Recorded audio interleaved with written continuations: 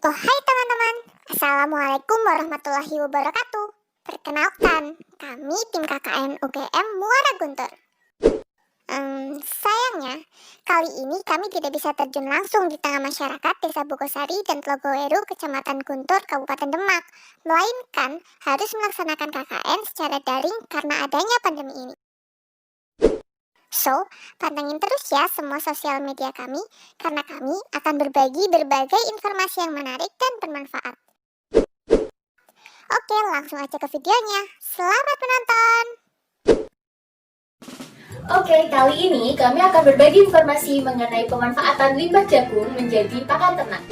Sebenarnya, limbah jagung dapat diberikan secara langsung pada ternak. Cara tersebut merupakan cara termudah dan termurah yang biasa dilakukan oleh peternak pada umumnya. Namun nilai gizinya sangatlah rendah dan tidak dapat memenuhi kebutuhan nutrisi ternak.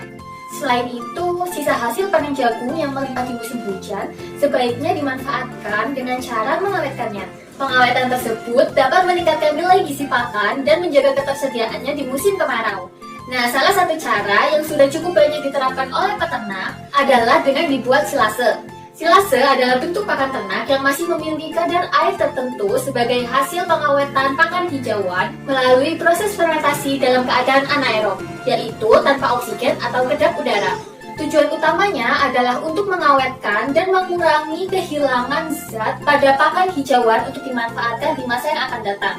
Silase ini memiliki keunggulan tentunya. Beberapa di antaranya yaitu pakan menjadi tahan lama, pakan lebih mudah dicerna oleh ternak, meminimalkan kerusakan zat akibat pemanasan, mengandung asam-asam organik yang dapat menjaga keseimbangan populasi mikroorganisme dalam rumen atau perut sapi. Pakan juga memiliki sifat organolaktis atau bau harum sehingga lebih disukai ternak atau lebih palatable.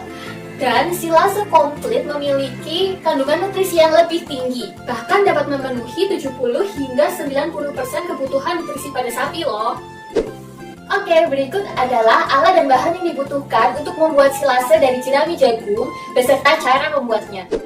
Alat yang diperlukan ada 5. Yang pertama yaitu silo. Silo ini dapat berupa plastik tebal ataupun drum yang kedap udara sebagai tempat untuk berlangsungnya fermentasi anaerob. Yang kedua, alat pencacah. Fungsinya yaitu untuk mencacah pakan hijauan sehingga ukurannya menjadi lebih kecil. Yang ketiga adalah timbangan. Nah, timbangan ini juga penting untuk mengetahui bobot pakan hijauan yang akan kita olah sehingga kita dapat menghitung berapa jumlah bahan pendukung yang harus ditambahkan. Yang keempat yaitu ember. Fungsinya untuk menampung air dan mencampurkannya dengan bahan-bahan pendukung lainnya. Dan yang kelima adalah terpal sebagai alas pakan hijauan selama proses pembuatan silase ini berlangsung. Lalu bahan yang dibutuhkan juga ada 5 nih, dan semuanya cukup mudah untuk ditemukan. Yang pertama ada jerami jagung. Fungsinya yaitu sebagai sumber serat utama, di mana kadar airnya harus sekitar 60% atau di antara rentang 58 hingga 72%. Nah, jika diperkirakan kadar air jerami jagung yang akan diolah berada di luar rentang tersebut, maka harus disesuaikan ya. Misalnya, jika kadar air terlalu rendah, maka dapat ditambahkan dengan air secukupnya. Dan jika kadar air terlalu tinggi, maka dapat dijemur terlebih dahulu di bawah sinar matahari. Yang kedua adalah dedak atau bekatul. Fungsinya untuk memperbaiki kandungan nutrisi pada pakan yang akan dihasilkan nantinya. Dan juga sebagai substrat penopang proses fermentasi. Dedak atau bekatul ini sebenarnya bisa diganti dengan onggok, ampas sagu, ampas tahu, dan sebagainya. Yang ketiga adalah EM4 atau efektif mikroorganisme.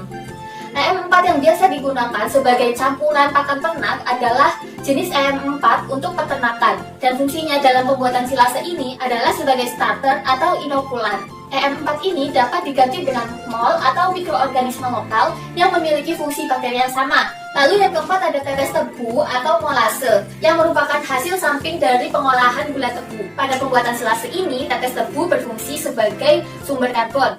Dan yang terakhir adalah garam krosok atau garam kasar. Fungsinya yaitu untuk menambah rasa sehingga dapat meningkatkan palatabilitas atau tingkat kesukaan ternak pada pakan. Selain itu, garam juga dapat membantu memenuhi kebutuhan mineral ternak. Namun sebenarnya penambahan garam pada pembuatan silase ini opsional ya teman-teman, jadi boleh ditambahkan ataupun tidak.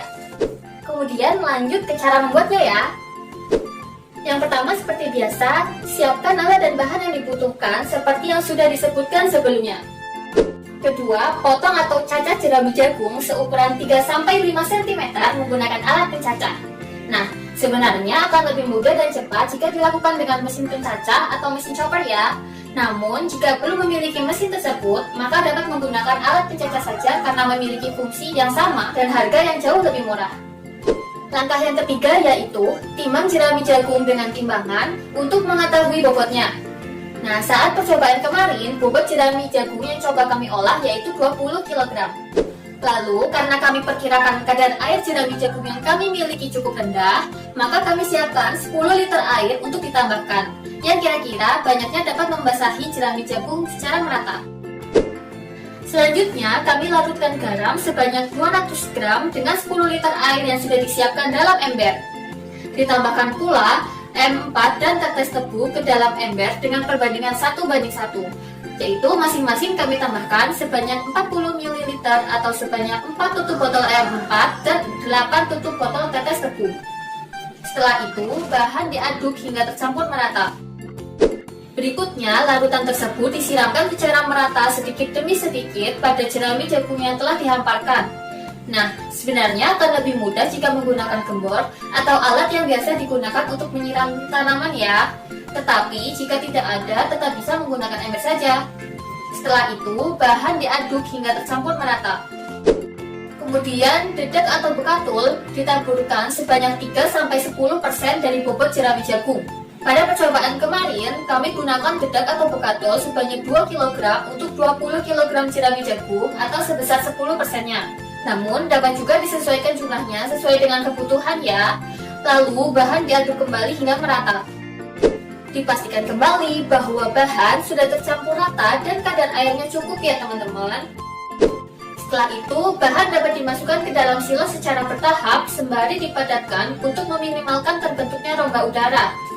Nah, salah satu cara untuk memadatkan bahan adalah dengan diinjak-injak. Tapi pastikan ketika kalian sudah bersih ya. Kemudian akan lebih baik apabila bahan yang diolah dapat memenuhi silo. Tujuannya sama, yaitu untuk meminimalkan adanya rongga udara yang dapat mengganggu jalannya proses fermentasi. Nah, kebetulan untuk 20 kg jerami jagung yang kami olah kemarin, pas untuk memenuhi 1 drum silo yang kami gunakan. Selanjutnya, silo ditutup dengan rapat agar tidak ada udara yang keluar dan masuk selama proses fermentasi berlangsung. Jika perlu, drum dilapisi pula dengan plastik dan gunakan kunci klem agar tertutup lebih rapat. Apabila selama proses penyimpanan kondisi silo tidak 100% kedap udara, maka bagian permukaan silase biasanya terkontaminasi bakteri yang merugikan. Oleh karena itu, harus benar-benar dipastikan bahwa silo tertutup rapat dan tidak bocor ya. Nah, terakhir nih, silo disimpan di tempat yang terhindar dari hujan dan sinar matahari langsung agar fermentasi dapat berjalan dengan baik. Oke, sampai sini dulu ya videonya. Kita akan melanjutkan pembahasan mengenai silase ini pada video selanjutnya setelah fermentasi siap untuk dipanen dan diberikan pada ternak.